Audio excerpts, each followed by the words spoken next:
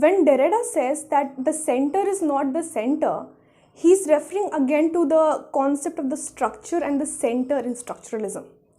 Now, what does it even mean that the center is not the center?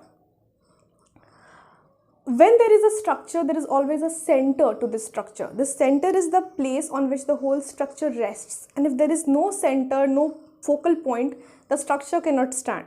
So, in the very idea of structure or structuralism, there is implied the idea of a center. Now, if every element in the structure follows this rule of relativism, that the meaning can only be found through relativity, its relation with the other words in the structure, the center cannot follow this rule. Why? Because the center is the rule. Now, if the center itself will follow this rule, the whole center, everything will refer to, like one word will refer to another and to the other and to the other. But to gain a meaning, it must refer to a center where the meaning is not relative but, unified, but there, the truth must be there. So there must be a center. But because post-structuralists say that this center must be excluded from this structure, it must not be relative for, the whole thing to work, the center must be outside the structure. For example, if I am the center of many dogs, I have a leash in my hand and maybe 100,000 leashes in my hand, and a dog is brought to each of these leashes. I am the center and I hold the ropes.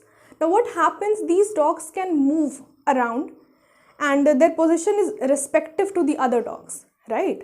Dog A is near to dog B, which is on the left of dog C, etc.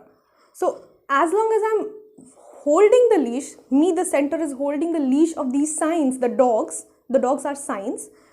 The signs can play with itself in a limited manner. They can move in a center, in a concentric circle maybe, in a circle, and they can move but in a very limited way. So I am the center. But if I leave these ropes and I go somewhere outside the center, what happens? These dogs are also now free to move. This is the very idea of deconstruction or post-structuralism. Structuralism believes that there is this person holding the rope, there is a center holding the ropes of all the signs which are arbitrarily connected to each other. But according to post-structuralism, the center cannot be the center is outside the center. So I am outside, I am not holding the ropes inside the, this circle, imaginary circle that is made, but I am somewhere outside and saying that you should be in the center. But will the dogs stay? No, the dogs will just move. So there is this very constant obsession with this imagery of free-flowing liquids or fluids in post-structuralism. Now, once the dogs start moving from here to there, can the so-called center anymore control these signs or these dogs for the matter? The answer is no, because I have already left the leash and now these dogs can roam from my house to any other place in the world. I do not really know, I cannot really control them. So the signs are not really in our control, the words are not really in our control. Now what is the center? This imaginary center which structuralists believe is there. What is this center? The center has been many things through the many times. For a long time, most of the people believe that the God is the center of the world. So God is the center. Everything refers to him or her, him, and everything works according to this God. Later in history, since the Elizabethan Renaissance, man was said to be the center of the world, which again was questioned by the various theorists in the modern age. For example, Freud, when he questioned the idea of consciousness and introduced this idea of the unconscious, which is rather powerful, the idea that a person is fully in control of everything he or she does is broken apart. So again, man cannot be the center. The consciousness is not the center, and so on and so forth. Other theorists also, for example, Darwin, Heidegger, etc., these people also break the very idea of a centrism of the idea that there is something which can control everything, which is in control of everything that is happening. So these things happening, these events that happened in the modern era created this idea of a divide, of a break actually, as Derrida says in his work. And this break is something which made us see that there is not one structure but many structures, and all of these structures are without a center. And structures without a center are not really structures. They are broken apart fragments of things. And thus, language, which was said to be the center of all these things, again is a broken piece. And so we cannot really trust on language. That is the idea of deconstruction, that language is not something we can trust on. So in this consequence, what happens is that we cannot really trust on anything anymore. Nietzsche says God is dead, so there is no God. Freud says human is not totally in control of his own self, so there is no consciousness, no human which can be the center, and so on and so forth.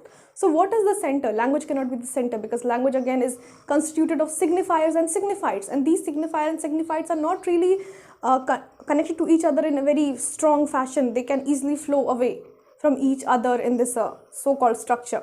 So what is it that is controlling everything? The answer is nothing. There is no center, there is no center of power. And so we are living in a total state of dismay, and we cannot really know anything for sure. That is the idea of deconstruction. Now, what is the point of all this? So what do we do if the world we are living in is so topsy-turvy, so unstable? What do we do?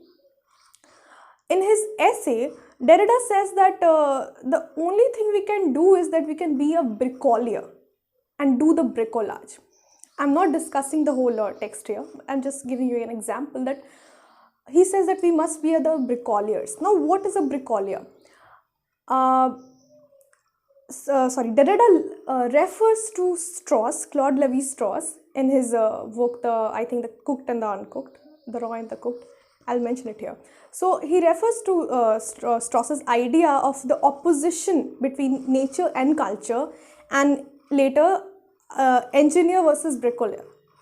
Engineer is someone who makes things from scratch, who can create the very basic unit of meaning, while bricoleur is someone who uses things at hand. Now, according to the structuralist, things always occur in these dyadic pairs or opposite meanings. So, for the existence of a bricoleur, the existence of an engineer is very necessary. Now, Derrida says that in reality there is no engineer, because even if someone creates language from the very scratch, it will again be formed on the very basis of the things on which other languages are based on. For example, noun, pronoun, verb, adverb, etc. So there is no way of creating language from scratch. So the person who creates the very basic things in his life to use from scratch, the engineer, is not really there, is not really available. So every person must be a bricoleur, because there is no engineer. But if there is no engineer, how can there be a bricoleur? It is because the idea that things can only exist in binaries or relative terms is not really that true. So what about bricoleur? So bricoleurs are people who use the things at hand to do the work the person needs to do, regardless of the fact if this thing is made for that use or not. So Derrida says that we must be like bricoleurs. We have been given this tool of language, and language is not meant to exactly question language itself. So though language is not meant to question language, we must question language, and though we use it, we must question it time and time again, and not be very certain of the stability of language, because it is not stable. So that is basically the idea of bricolage, and that is the idea of deconstruction.